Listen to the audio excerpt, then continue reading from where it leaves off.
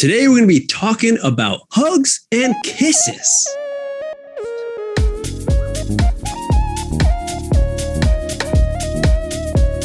Hey everyone, welcome back to another Skinship episode. We're the hosts. My name is MJ. My name is Adam. Thanks for coming back to an MJ and Adam show. We're inviting you to become a friend of ours, join this English conversation to improve your listening and understand what the Western mind thinks like.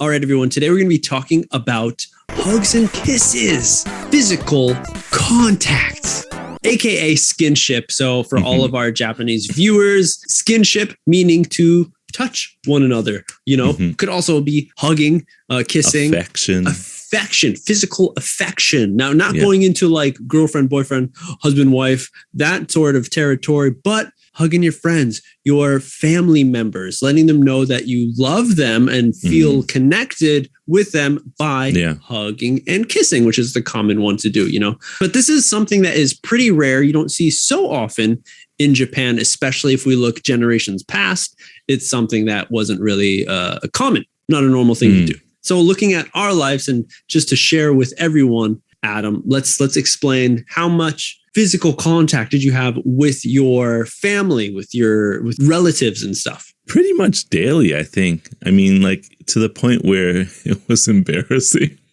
As a child growing up or as a young adult, I should say, most kids don't want to be seen hugging their parents or hugging their sister, getting kisses from their parents and whatnot. Right. You're all like wiping it off, like in the movies, like, come on, mom. Yeah. My friends are watching. Like, you don't want you're still my baby boy. Like, no matter how old you get.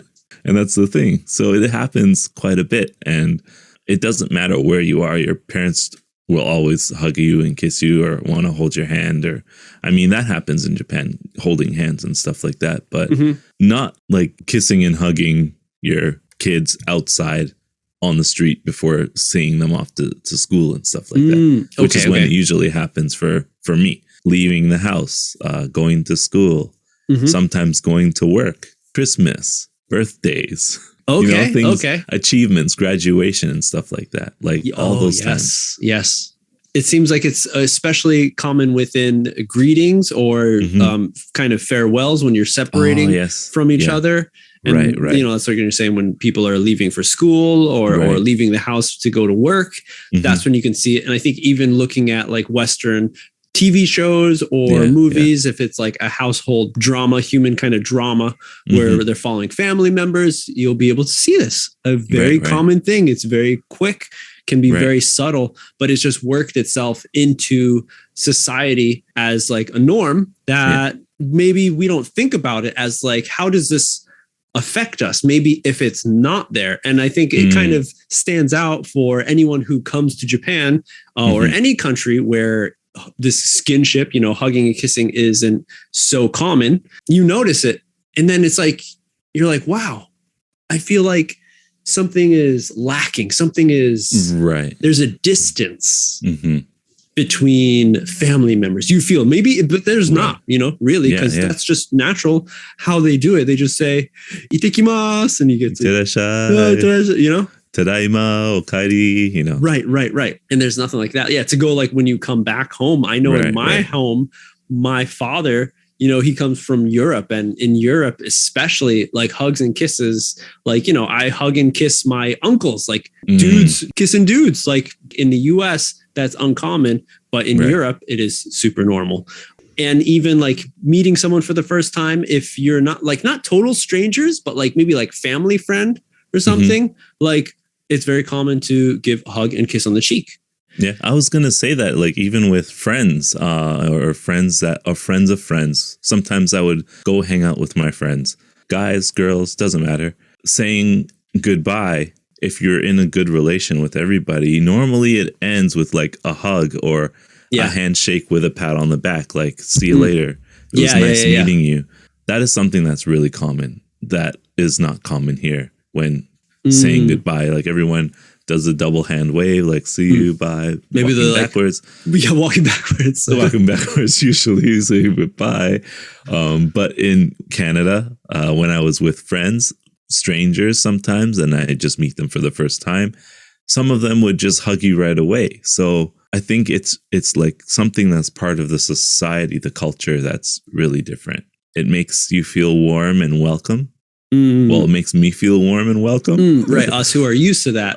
Who are used to it. But maybe for someone from Japan, it would be awkward at first. But getting used to it, they might come back and realize, or feel that part is missing in Japan as well. Right. But who knows? Yeah. Exactly. Or maybe not. Maybe they feel like, it's fine. Yeah. Yeah. I didn't like it that much. Yeah. To go back to it, like my dad was always one who was very avid about like when me and my sister came home, like we gave him a kiss wherever he is. If he's on the couch or if he's sitting at the kitchen table, like we come in, you say, "Hey, Papa." And you go over to Papa. Yeah. He's like, "Hey, where's my kiss?" If he hears us just go upstairs. At the time, like you were mentioning earlier, it could be like embarrassing, something you don't want to do.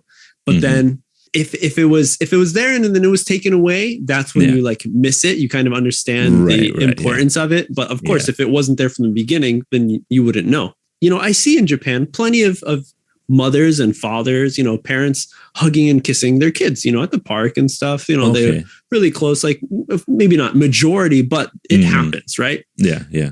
And I feel like as they get older is when the separation starts happening. But I'm like, I wonder why. Like, is it the parents that kind of stop pushing the kids to have that skinship, or is the kids who are really like, hey, I don't want that anymore. That's embarrassing. Yeah. I want to say it's the kids. Like sometimes I feel like it's the kids. I rarely think that the parents would want to stop, because as a parent ourselves, like when we look at our children growing up, all of those things that they used to do when they were like babies, we're like, oh, she doesn't do that anymore. He doesn't do that anymore. Yeah. So I think parents look at their grown-up kids, and I've spoken to other parents older than me in my interactions with Japanese society, and they all seem to say that, yeah, my kid doesn't call me anymore only when they want something, or my kid just, they don't live at home, so I don't see them anymore. Kanashina. Like they say stuff like that. Yeah. Like they're not as happy as Western families to get their kids out of the house sometimes. Oh, okay. Sometimes they say like, my house is empty now. It's very quiet. My kids are all big. It's very sad to see that they don't need me anymore. Like I don't have any use for them. Right. Yeah. So maybe it is something within the society that is wanted, maybe is longed for some people, but it's just not commonly done within the culture. So it is something that's just like, think about like the whole gaman method way of living in Japan, where it's like maybe there's something that you want, but it's like it's not well received, or not everyone does it. So it's like you just gotta It reminds me gotta stop. Remember that episode we did, Shun? Yes, yeah. Saying I love you to his dad.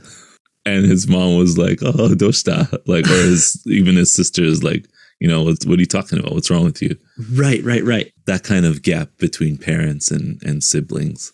Right. A larger thing here. Yeah. So I wonder if like we should do an experiment if there was a family who kept it going as the kid was getting older, like elementary school, middle school, high school, they kept it going.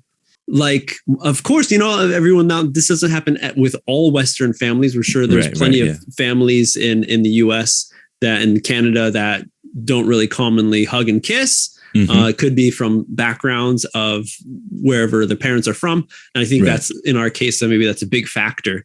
But oh my gosh, there should be a few. Let us know down in the comments, everyone, if you know a family where they're still hugging and kissing, skinship with the kids to keep that bond. Of course, this is just our mind. So let us know in the comments down below what you think about this topic. Like, comment, and subscribe to this channel. Yeah, and that's it. We'll see you on the next step.